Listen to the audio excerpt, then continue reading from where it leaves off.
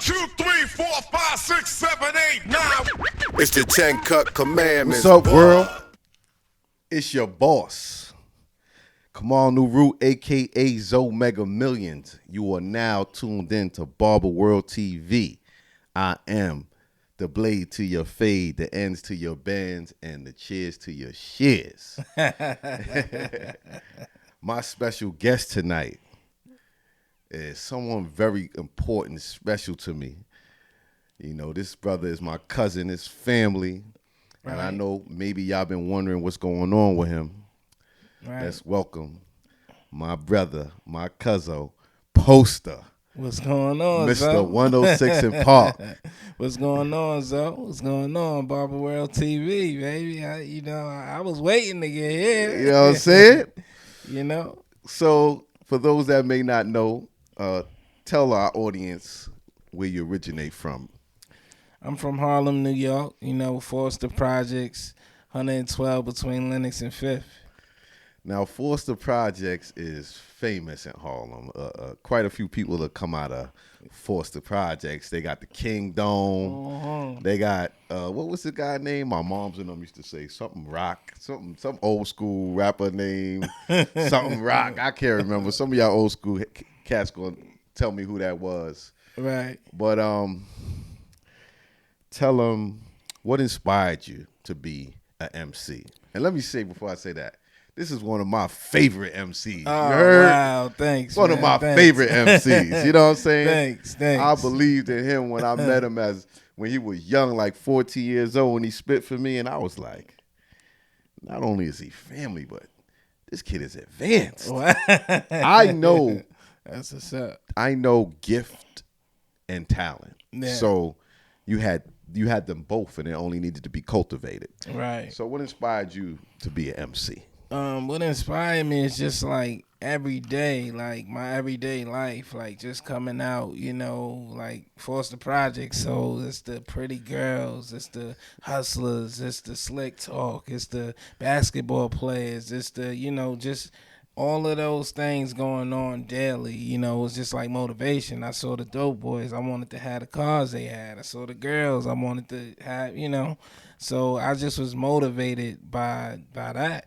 And then my pops was a DJ for Harlem World, so he used to be spinning all kind of break beats in the crib, and you know, and I used to be playing with the flow, and you know, I just was inspired, like at a very young age, about this thing we call music, man. And you know what? You hear common threads in a lot of stories, like when someone is talented and gifted, when you look at their background. Their parents were musically inclined. Maybe they were singers or musicians or DJs of some sort. It seems like it starts. You have to get that bug from a young age, yes, and to get your mastery early enough to be great. And then by the time you hit the stage, you pass master because you've been doing it for 10 years, probably, and then. You know, because you hear that music. I mean, I heard Rakim's story. His dad and what his mom's played, and his dad, you know, and the jazz influence. You heard it in Nas' story about his dad. Like, you hear that common thread. So you was inspired to be not only music, you was inspired to be special. Yes. You wanted to be a regular Joe, right? Yeah, I could be a regular Joe. No disrespect to the regular Joes, like my hat's off to you, but I couldn't do it. I could dig it. So after, taking to hip hop culture, the music, playing around with it in your crib, at what point did you make a transition and really know that, one, that's what you wanted to do? And then what did you do about pursuing that? Like, who was some of the first maybe producers or DJs or somebody that you worked with that helped you maybe record your voice or something like that? Oh, okay. I would say, like, on the producer tip, probably like Neek Rusher, you know what I'm saying? Shout out to Neek. Shout He's out part to of Neek. the family. like I used to just always be with my Walkman listening to beats, beats that's already out or beats that, I done pre-recorded like with the cassette, whatever, and then Analog era. And then, I met Neek, and it was like Neek was he was around the corner from where Black Ink is at. So that's like right up the block from my apartment in the project. So I used to just go fuck with Neek, and Neek took a liking to my talent, and he believed in it from the gate, like, yo, you crazy. And he used to just be, making me my personal beat. So and then me and Neek just formed like a chemistry, and that was the go-to guy. Do you remember what's the first song that you recorded, or the title? The first song that I recorded, or that's in the title. Oh, one of the first. The first song, I don't know the title, but I know it was about girls. I was doing my LL on. Who were some of your early influences? Like what MCs did you look up to, or maybe pattern your style against initially? Well, the early me was Method Man, Method Man. Yeah, I was taking the breaths like Method and my rhyming pattern. Like I had the braids for a second. I Method Man, but it was weird because Method Man inspired me. I never had met Meth at the time, but through my high school, I was in a program, and we used to go to East West Records and Electric Records at the time. So what program was that took you to the record company? Yo, it was a dope music program, and I know I never cut school on Thursdays. We go down there and we just be chilling. So you be assigned to somebody that work at the label. So I was assigned to the A&R. So I met Tupac, I met Biggie, I met Aaliyah, Brandy, all these people. And Big, when I met Big, just the swag, the money, the how he was on it. I said, I need to do this. I need to do this. I need to do this. This is my life. This is my life. Big had the Versace shades on. Lil C spent the Lexus truck around. I said, I want in. I want in. All right, so bet. So I mean, that was important in your inspiration, I would say. Very important. And then on top of that, I rhymed for both of them, and they both told me, yo, you got it. Keep going, shorty. And that was enough for me because I just knew how people looked at them. Right. So, they was like, nah, you got it, shorty. And I know they wasn't pump faking me because it was somebody else that tried to rhyme, and they like, yo, you got to work. Keep going, shorty. You gotta work. But me, they was like, nah, you got it, shorty. Keep going. I would say that I felt that way when I met you, and I heard you spit. Initially, we met in the barbershop. Yes. First I cut your brother's hair. We're talking. I found out that we cousins. You know what I'm saying? That's when you have a lot of family. You be meeting family that you don't even know is family. Then he brought you in. Yes. You know what I'm saying? And somewhere along the line, I don't think it was the first haircut, but you told me that you rhymed. You know what I mean? Yeah. And I was like, all right, let me hear something. It's like that. Yeah. So what was the next move from school and the music program and working with Neek? What would you say was the next pivot in your career? Well, that's really honestly when you came in my life. You know what I'm saying? Because it's school,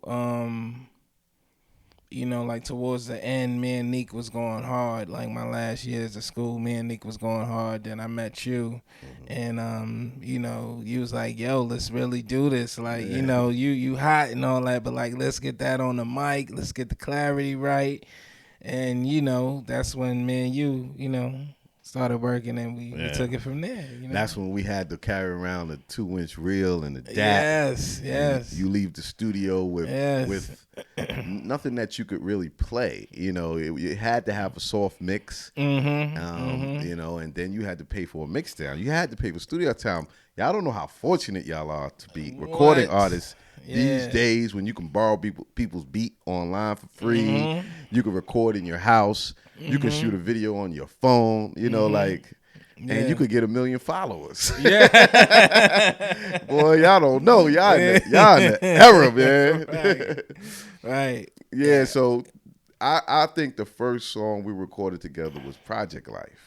Project Life. Yeah. Yes, that was the first and I did the beat and everything. Yeah. It was a cool little jazzy beat, you know what I mean? Project Life. Wow. Yeah, and so we did a couple of songs, and what would you say, what were you thinking along that time, and then where did you break from there, from doing a couple? I mean, honestly, like, when I started working with you, you took my talent to another level, like, cause I like, you know, I had it and was raw, but like when I started working with you, I learned how to like breathe, like when I'm recording, and the clarity and the, you know, like certain little things that just take it from here to there, you know, and it may seem small and tedious, but it's everything, you know, with the finished project. So I just want to definitely say that, you know what I mean, like when we first started, you know, those things that you taught me took it from here to there. And I would say, like, after the NBA record, you know, the niggas and bitches analysis, you know, from that record, then we was like off to the races. Yeah, we got a little buzz because we got a little buzz. After that record, we sparked some interest. Tell her who we sparked some interest with from that song. We sparked some interest with you know, we performed at Malik Yoba's spot. You know, Salam Remy, you know, was into that record. But you got your first like little check from Michael Bivins. And Michael Bivins, you know from that one song, he was really trying to sign Michael Bivins. Yeah, but he was shout out to Mike. Yeah, shout out to Michael Bivins. New Edition, y'all docu-series was great. You know what I mean? Awesome. So yeah, that's when you got your first little check. You know what I mean? And I remember telling you, never spend the whole thing until you get another piece. You know what I'm saying? Yes. I remember that, and you know, that's when things started picking up. You know, people started trying to come at you. Yeah, man. You know what I'm saying? Oh, I can manage you from here. Yeah, you know what I'm saying? They was slick. It was a lot of slick talk going on. It was slick. Yeah. So after that, tell us about I think the next thing that really helped push your career forward was the 106 in Park Freestyle Friday. So, you know, tell them your version of that, you know, the whole experience. Freestyle, first of all, like, I wasn't like a battle rapper, like, you know, like just get up and write battle raps. Like, from the gate, like I said, I done sat with Pac, Big, all these artists that's like bigger than life, and they got records, you know, so like I was inspired by their records, so I used to be writing my records, but all in the same breath, I gotta, you know, just have rhymes, because I may be outside and a cypher may start, and, you know, everybody rhymes aggressive in the hood, by the way, so, you know, niggas start rhyming all crazy and all loud, you know, so I had to have shit to hold my own, like in those cyphers,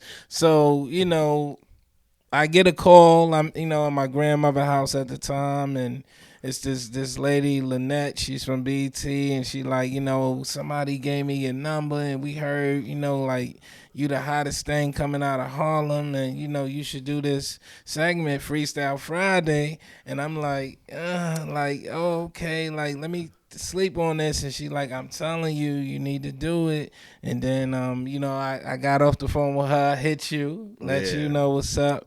And we ran with it. It was also French and Elijah. Because French and Elijah, I was cutting both of their hair. And I think Frenchie was working at 106 in Park too. So he's at the time he was. That helped him and Elijah helped get on there. You know what I'm saying? And get us to Lynette. And get us on there. You know. Shout out to French. And this is where the whole haircut thing comes in, how you you know, your image was so important to you even back then because most people don't know before we did the 7 and retired, you were on prior to that. Yes. And then I remember I was in the shop and I was like, meet me at the shop. We gonna go over there. And you was like, yo, I gotta get my hair cut. I was like, yo, we gonna be late if you don't. We gotta go now. You was like, nah. So I gotta get my hair cut. I gotta get so. You come over. I cut your hair. Yeah. I'm like, damn, we rush over there. Mind you, it's on 106 in Park, and I'm over here we on 116, 117th in Second. So we was 5 minutes away. Yeah. We get over there, and people are coming out, and I'm like, yo, he's here for the Freestyle Friday. He won last week, and they like, we filmed already. He was too late. So that right there shows how anal you was about your image. Yes. That, you know, we missed an opportunity because you had to have a fresh line. You know what I'm saying? I needed that 1.5, man. Yeah, you always had the tight waves. You know, like so. What inspired you to make your image and your hair so important to your whole image? You know. I get that to my brother. Okay. You know, my brother, may he rest in peace. Shout out to Warren. Yeah. He just was a fly nigga, you know, and he was spinning. So like, you know, his texture of hair is a little different than mine, but he just was spinning. Like I knew we didn't have the same texture of hair, but I used to just be looking at his hair like, yo, I gotta get my shit together.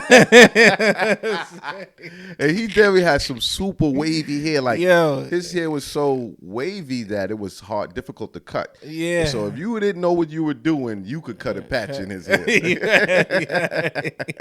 Yeah. So like, far as like the hair with him and, you know, the style and my image, you know, him, he was a fly nigga. So, you know, I used to be like, man, like I gotta get my shit together.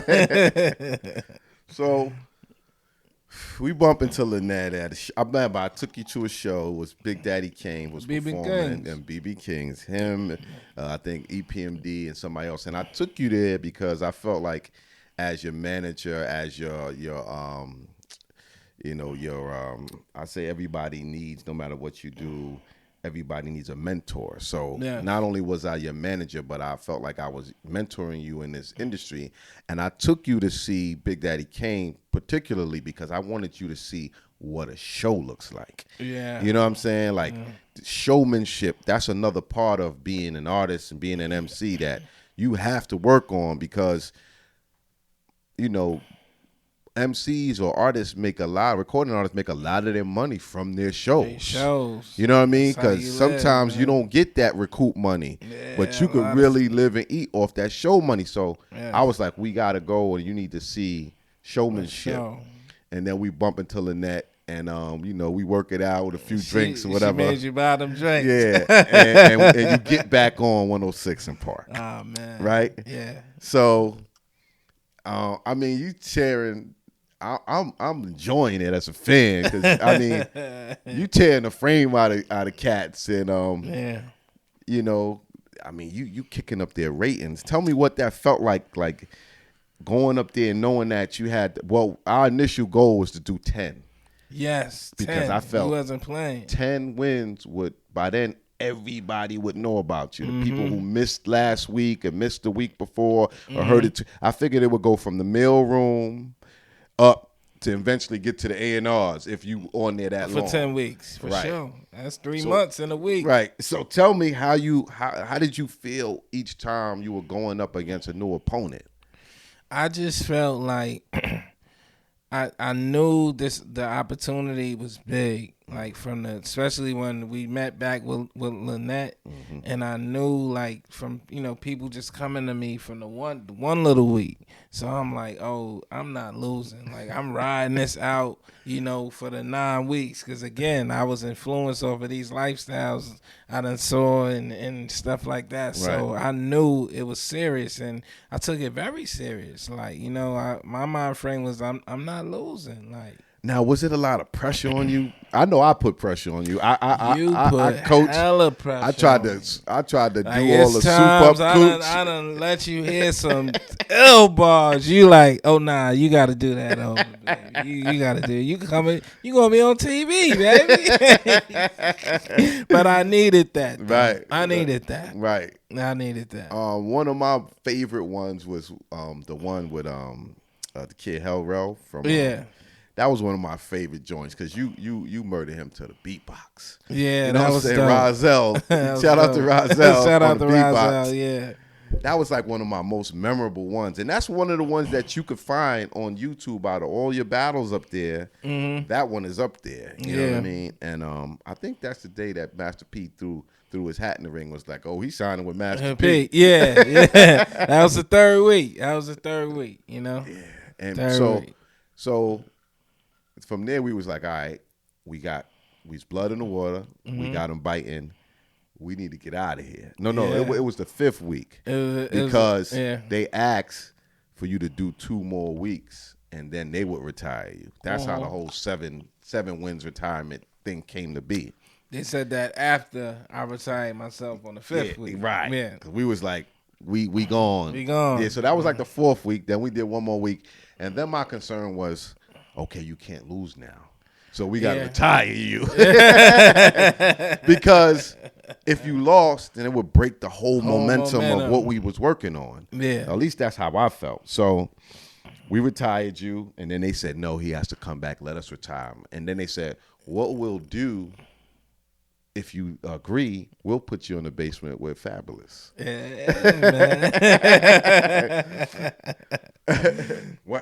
I must say, you murdered that too. Yeah, shout out Fab. That was a classic moment because it was like, at the time people like trying to compare us or whatever because we I guess the same age. Right. I'm from Harlem, he from Brooklyn, so it was dope. We both was killing mixtapes at that time. Yeah, y'all was talking that caca. We was talking crazy. Yeah, he was talking crazy.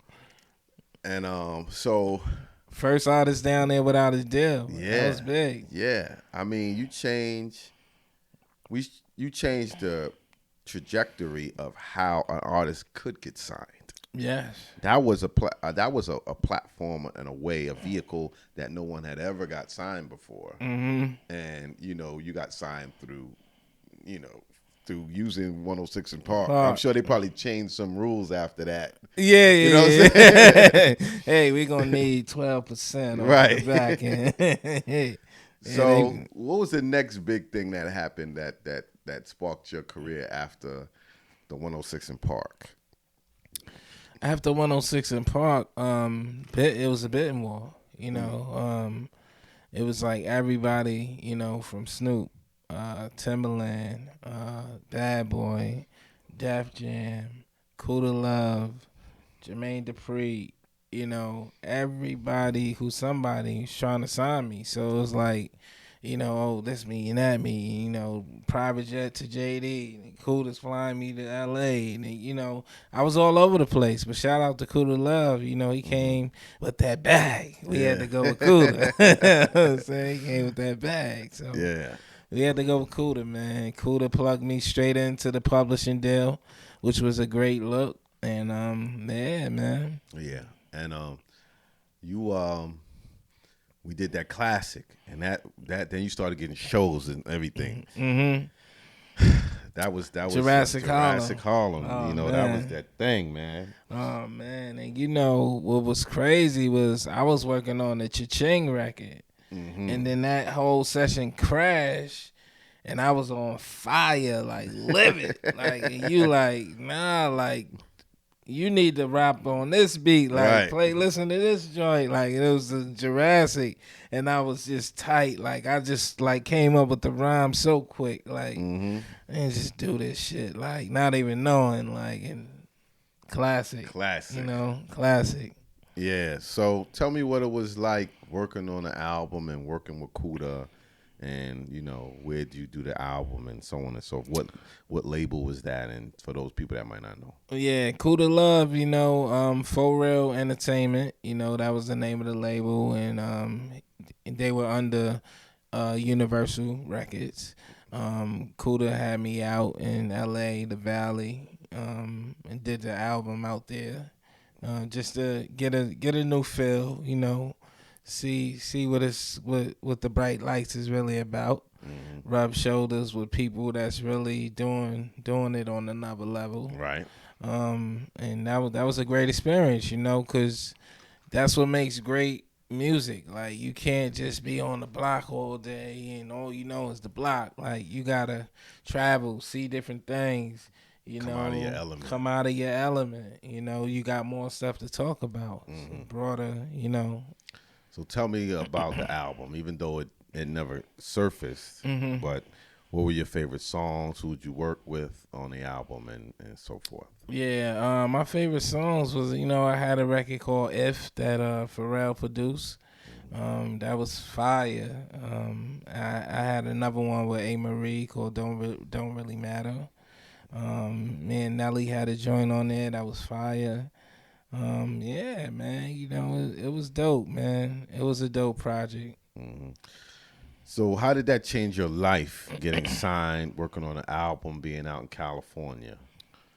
It changed my life, like, tremendously, because my privacy was gone. Like, it was to the point I had to move myself, like, from, you know, where I lived before my advance money even cleared. You know, I moved myself with show money. Right. Because it's just, you know, it's getting too crazy. Like, you know, I'm going out, I'm coming home, it's looking like the tunnel in my lobby every night. I'm like, this is going to go left real quick. Right. Like, so I knew, like, the hate was building and my privacy just was, like, gone. Like, I can't even go in the grocery store no more. It's like pandemonium. It's crazy. Like, so going out there, it's like, it's not like that, because it's like you know, you turn the corner, it's Shaq, you go down the block, you see Madonna, you know, so Right. I needed to experience that too, you know? Right. So you do the album, and what happens then after you do your album? Everything is looking beautiful. You know, you people you're anticipated. You know what I mean? Run into, you know, a few bumps and bruises. You know, we had some records that the label was really going crazy about, like the Jurassic Harlem record, and I had another record with Raekwon, and, you know, one with Pharrell, but clearance issues. And then I was also doing new music, so it was like I was cranking them out. So it was like, damn, you know, oh, we love this record. No, we love this record. No, we love this record. So I was making it hard for people to decide on a record. Right. Yeah, so that like held us up big time. And then, like, after that, I was touring, doing a lot of touring with Nelly, you know, because Nelly was fish grease at that time. That kid was on fire. Shout out Nelly. And so it was going all around the world with Nelly, just touring, you know, venue after venue, stadium after stadium. So what happens that the album doesn't release? What's the cause After of that? You know, like, while I'm touring, I'm realizing, like, damn, like, yo, you getting a little scanny, like, you know, like, to myself. Like, I'm saying this to myself, but it's like, you on the road. Anybody who is in this business on the road, they know, like, you're not eating the best meals. You're not getting the proper rest you're supposed to be getting. You ain't getting the vitamins you know. So I'm thinking it's the lifestyle just taking a toll. You know, you're drinking every night. You performing under these hot ass lights in arenas and stadiums and all of this, and I can't hold nothing down. So I'm like, you know, I'm missing money. It's to the point I'm missing money, you know, because after the concert, it's the after party. You know, they want to pay you for the walkthrough, and it's to the point I'm throwing up. I'm weak. I'm turning that money down because I'm feeling, and so I just made a executive decision to leave tour, come back to New York, take it easy, regroup. You know? And when I did that and I regrouped, one night things just took a turn. You know, my testicles swelled up to the size of a grapefruit. And bad, like, and like at the to the point like where I said in my mind, like I know the hospital gonna keep me. Right. So let me go get myself like one of my favorite little hood meals. You know, really eat like a kingpin, and then I'm going to the hospital. Right. You know. Right. So when you get to the hospital, what happens then? I get to the hospital, Colombian Presbyterian. I have, I got my friend with me. I tell him to call up, my big bro, my bro died. Because, I got a whole bunch of jewelry on me, whatever, money and stuff. So I get there, they call die, he come get the money, the jewelry. And then they doing all these tests on me. And they like, oh, we don't know what it is. We don't know what it is. And, we got to, do a little bit more weight. And then basically like the runaround. Right. But they also like, yo, this is serious, So the lady, like, it's one lady that's like, well, you can, just wait, get admitted or whatever, and then, they'll keep running tests till they find out. And then it's another lady that's like, well, you can leave and maybe just come back or whatever. So, me, any our people can relate. Black people can relate, man. They don't want to be in no goddamn hospital. Right. So I'm thinking like, damn, should I leave? Like, come back? But I'm like, nah, this is serious. My testicle the size of grapefruit. I'm staying right here. So another lady comes in and she's like, we have the third best doctor who deals with cancer for men. He's coming in tomorrow to deal with a patient here. Maybe you should just definitely stay so he can see you and run further tests. Right. Then they ran the test. He came in, they ran the test, and I'll never forget on Father's Day. My son's mother at the time, she was pregnant 2 months, and Father's Day, he come in the room like, you have testicular cancer, Sherrod. And he's like, and you have 6 months to live. Wow. Yeah, Father's Day. That was a hard pillow to sleep on when I first heard those words. I broke down right away. When he left the room, I broke down. But it's like, maybe like after the first 15 minutes, I don't know what took over, but something took over. And I was just like, nah, like, I'm too much of a good dude to go out like this. Like, this is my situation, but I'm going to fight it. Right. And that's just what I was on, I was like, I gotta fight this. So they decided to operate on you. Yes. Okay. And what did they do in the operation? In the operation, they removed my testicle, my left testicle. They removed my left kidney. And like I had 180 staples in my stomach from the surgery, and it got infected. So that was like another surgery. So it was probably like 5 to 6 surgeries throughout the whole ordeal. The kidney surgery, I almost died on the table because like I was gone for a minute. Then they had to revive me. It was like 11-hour and 45-minute surgery. And the doctor came down like, he's pretty much gone. But it's like 40 people in the waiting area for me, family, friends, everybody. Right. And they like, no, nah, you got to go back up there and do what you got to do. We don't want to hear that. Right. He went back up there and it's ill because he was listening to Eminem doing the surgery, Wow. And he went back up there and he stayed up there for like another 5 hours, came back down, that boy's all right. Cancer free, man. So what happens after the surgery? Now, how long is the recovery, and like what happens with your career at that point? The recovery was like a year and 4 months. something like that, because I lost all my hair. Something that you cherish so much. Something that I cherish so much. Something that I almost blew my opportunity at 106 in Park for. I lost all my hair. Like, I was 2 complexions darker than my original complexion. Is that from the medication? Yes, that's from chemotherapy. I was 6 months of chemotherapy.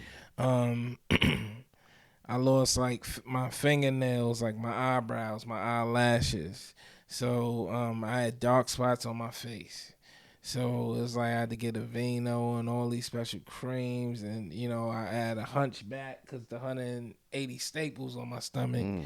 So I had to, you know, learn to stand up straight and walk straight. So that was like a year and 4 months. And as far as the music part, I didn't feel like I was getting supported. You know, I felt like while I was in there going through that, I'll be getting calls like, we ready to ship the album. You know what I'm saying? Everybody's waiting. You know, when you think you're gonna be out of the hospital, and I'm like, I got 6 months to live. Like, I know y'all done put the bag up in this business, but certain situations when it's life and death, like that business shit go to the side. Right. You know what I mean? Right. You can't be talking about no goddamn album sales, and these people told me I got 6 months to live. Right. So I thought they was looking at me like a dollar sign opposed to sympathizing and dealing with going on, going on, you know? So I requested to be out of my deal. Because I feel like after I beat cancer, I'm not going to get money with you when you didn't even value my life. You know what I mean? Because what if he couldn't bring me back on the death table? Right. You didn't even value my life. You was just looking at me like a dollar sign. So I can't. That's bad business for me. Right. So once you broke with the label and you regained your health, then what was next? What happened next? Working on music. Working on music at the time. Mixtapes, heavy. Nick Russia, heavy.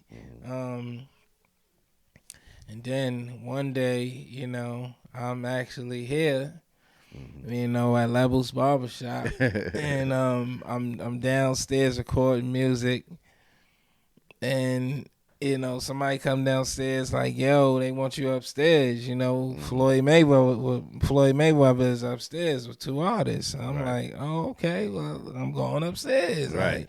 So I come upstairs, Floyd is in the chair, he getting his cut and all that. We introduced ourselves to each other, and afterwards he like, oh, so you the guy, everybody talking about, that's nice and all that. He like, you ain't nicer than my artist. And I'm like, well, who your artist? And they was right there, and I'm like, well, let's get it, And then it's like the whole barbershop, like, they just like form. It was like like I said, you gotta have these rhymes ready because you come out, you wind up in a cipher. Right, so I had rhymes ready, and I did them boys dirty. I did them boys dirty, and that was after that happened, Floyd was interested. I heard that he called here looking for me, but somebody, oh, I don't know where he at, little hate on the situation. Yeah, we don't get the messages all the time. Yeah, right. So, I missed that opportunity, but after that, I did an interview with Don Diva, and shout out Cavario. Right. And he, we talked about everything, cancer, music, my deal, where I came from, everything, and he was blown away. So he said, I want to help you. Who you want to meet or sit down with? And I said, well, I just had met Floyd, you know what I'm saying? Like a few weeks ago at Levels, and he took a liking to me, like I battled his people and all that. We didn't like swap information. Right. He said, yo, I'm doing an interview with Floyd next week. So, next week come May 20th, I never forget, 7:45 in the morning, I lose my grandmother. May she rest in peace, right. So that happens at 7:45. 8:30, Cavario calls me. You know, I'm going through it because my grandmother was everything to me, you know. Right. So I'm like, he like, yo, Sherrod, yo, P, what's going on? So I'm like, what's going on? And he like, yo, you all right? I'm like, nah, I lost my grandmother, like an hour ago. So he like, oh, okay. He like, yo, I know this is a bad time, but I'm just calling because I had the interview with Floyd or whatever, and he said bring you down, like he knew who you was. He's like, bring you down. Right. So he set it up. I went down there, and Floyd showed me a lot of love that night. Me, Floyd, and Fab hung out. They knew, I lost my grandmother, so they showed me a lot of love that night. And from there, Floyd was like, yo, let's do business. Like, we out tonight. Right. I'm like, nah, I got to stay for the wake and the funeral. Right. You know what I'm saying? Right. So he like, oh, okay, right. You right. He like, yo, but after that, like, I'm flying you out. We out. Mm-hmm. So I'm like, bet, and then after that, flew me out to Vegas. Right. And we started working, We started working. You know what? I'm going to go back a second. Mm-hmm. And in regards to the Jurassic Harlem, because that was before we signed anything and we were getting shows and all that. Mm-hmm. But I have to shout out to Fizz, my boy Fizz from Jersey, New Brunswick. Him and Malik. Yeah, they were managing two producers who did that track. What was the guy's name again? Do you remember their name? I don't want to get it wrong. Yeah, so shout out to them. Right, and then before that, we did a mixtape. We just did that was the time you would go in the studio and do 7 freestyles. Yeah. And give it out to the places that sold the mixtapes. I remember Lou from Harlem Music Hut gave him the mixtape with the 7 freestyles on there. Mm-hmm. He gave that to K. Slay. And K. Slay was one of the first people that backed you. I know because 1, he liked you, and 2, you was from Harlem. Yes. And I remember when we gave K. Slay that Jurassic Harlem, and he got on that night. I think he used to come on Friday night or something like that, right? Mm-hmm. He probably paid it 3 times back to back to back. You know what I mean? Yeah, he really 7 times. Yeah, he was a real campaigner for Posta Boy. Yes. Shout out to K. Slay. First DJ ever played me on radio, right, without even meeting me. Right. Just chopping it up through this 2-way text. You know. And he put you on his album on the New Jack City joint. Yeah, man. With Graf, New Jack City, Graf, and a couple of other guys. Kid that was down with Jada Kiss and what was his J Hood. J Hood was on there. Yeah. And who else was on there? Some of the young Shells, some of the young guys. So yeah, shout out to K. Slay, because he was always for you. You know what I'm saying? Always. And I used to just go to Slay crib, on the east side, do my freestyle. He put it on the tape right there. It's going out. Right. Slay ain't play no games. Right. Yeah. So what happened with Floyd Mayweather? Well, we got out there, working on the album, working with anybody I really want to work with, because Floyd definitely believed in me 1,000% on the music tip. Right. And I mean, we had some dope ass songs in the vote, but down the line, we just didn't see eye to eye on certain business aspects. Right. And that kind of made everything fizzle out. But still, a lot of love for Floyd. Shout out Floyd. And I remember you were on BET with him once, in the basement or something. You did. Yeah, freestyle. We did the basement. So, the Floyd, the Universal Fo Reel thing doesn't pan out, and then the Floyd thing doesn't pan out. So how do you feel? What's going on? Because to me, it's you were one of the hottest. I really saw you up in the likes of Jada Kiss and Fabulous and all that. You had those type of bars and punchlines and real witty gutter, lyrics. You know what I Right. mean? And Yeah. it's like, to me, it's like you never really got your just due. You never really got a chance to come out. And you know, so how does that, you know, how does that work for you? How do you feel about that part of your career, like that, like being right there, but just not being able to get over that last little part, you know? Yeah, I mean, you know, it was a tough pillow to sleep on. I ain't gonna hold you, but God don't make no mistakes either. Right. You know, and I'm here. You know what I'm saying? Yeah. So More importantly. So after going through, you know, that life and death experience, it's just I look at it life different. So it's like, all right, you know, maybe, you know, he got another calling for me to do, or maybe I got to play it like this or play it like that, you know, but I ain't going to question it too much because he don't make mistakes. Right. So what's Posta doing right now? You know, you still got bars? Yeah, you know, I still got bars, you know, right now, I'm flirting with the idea of doing an EP, you know what I'm saying? Yeah. Getting that out there. You know, I'm doing a ghostwriting thing, you know what I'm saying? Few people.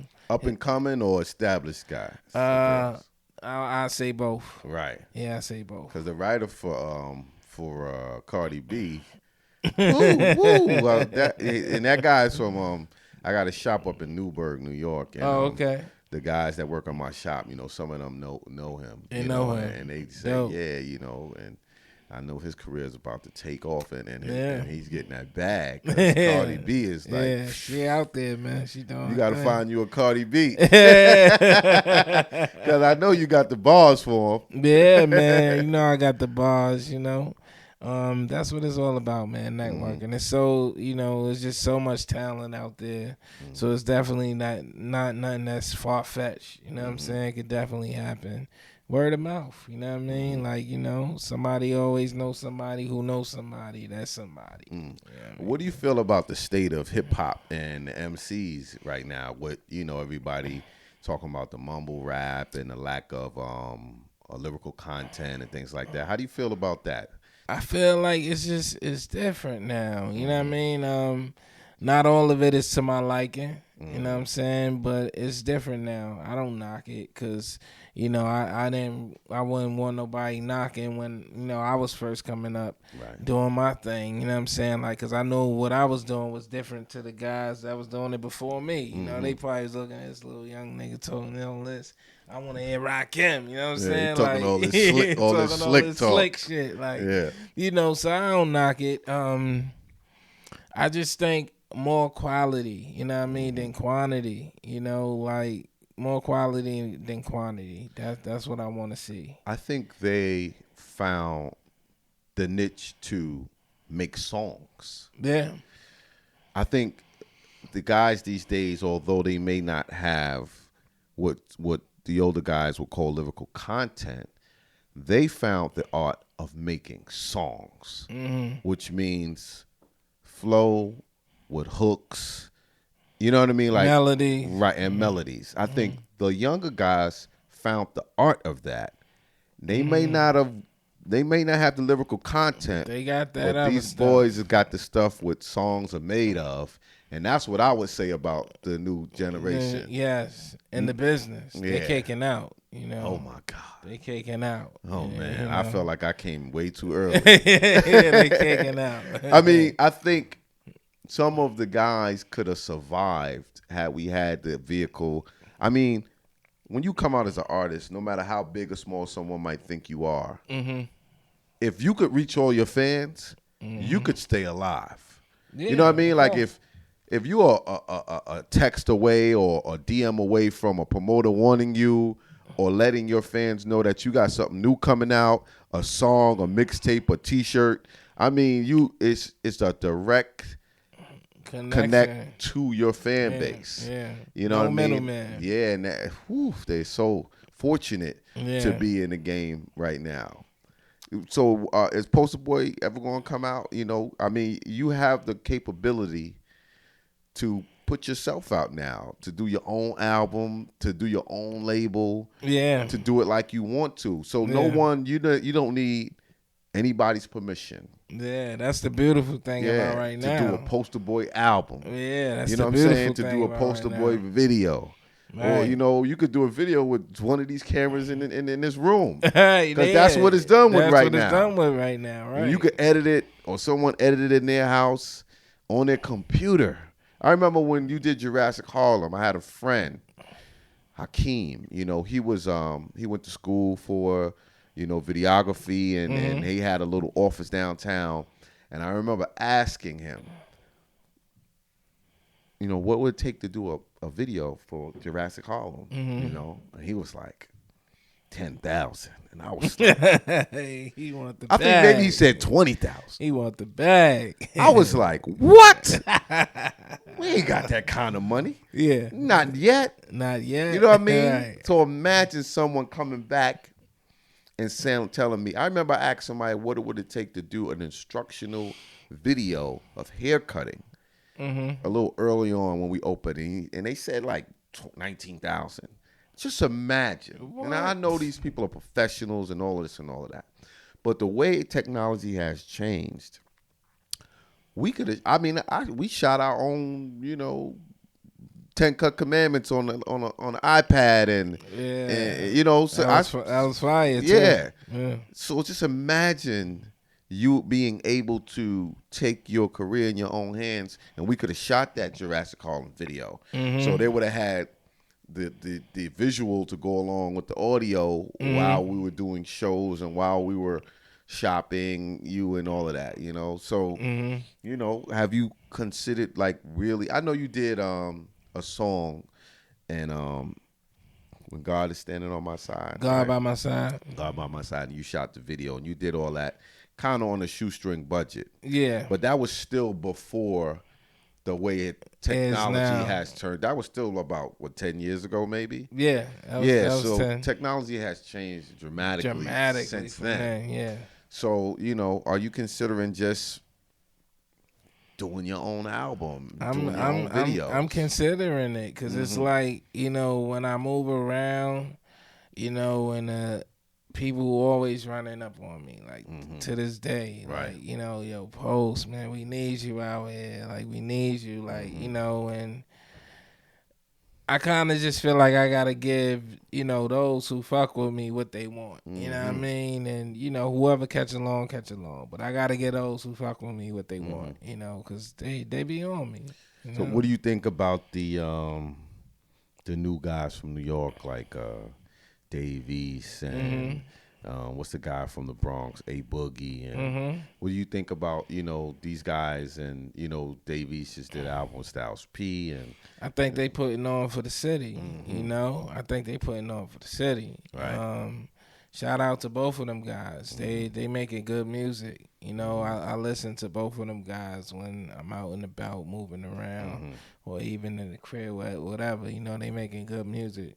Right now, I think it's dope that Dave did the album with Styles. Just the whole somebody like a vet fucking with the new shit. You know what I'm saying? That's dope. That's dope as hell. It's like cross promotion. Both of their fan bases get into. If you could do an album like that with somebody, who would it be? Who do you think you would collaborate well with for an entire project? For an entire project, like on some new shit, like Kiss did with Fab, or like Dave East did with Styles P. Who would you like to collaborate with if you could with a project?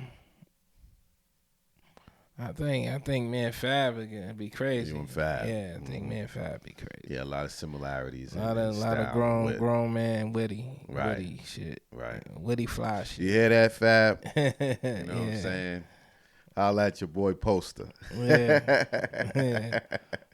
Cause I feel like you could have, been right in that spot too. You could have been right Fab or in that Kiss, era. Kiss you would have been right in that era with those guys, man. Cause I definitely hear the similarities, with you and Fab and you and Kiss. Definitely just the way y'all put together your punchlines and you set them up and knock them down. You know? Especially Kiss. I hear a lot of that similarity. Yeah. Like using colors with, the cars and all that. Yeah, man. yeah. right, Post, man. Anything? How do they get in contact with you? You know, those people that want to find you, reach out to you. You know, they what they gotta do. hit me up on the gram, Mr. 10. You know the rest. And you can hit me up on Facebook, you know, Sherrod Dixon, because they making you go government on the book. So, you know, catch me like that. You know what I mean? Or catch me in traffic. You know? You heard. All right, we signing out. Love is love. Love is love. Life is life. Life is life. Loyalty is priceless. Yes, sir. AP on the way, nigga. Peace. I've been cutting these heads for years. It made me a master. There's rules to get money faster. A cut by cut booklet for you to get your game on track, not your lines pushed back. Rule number uno, always let walk-ins know how much dough they owe. Cause you know, the cheddar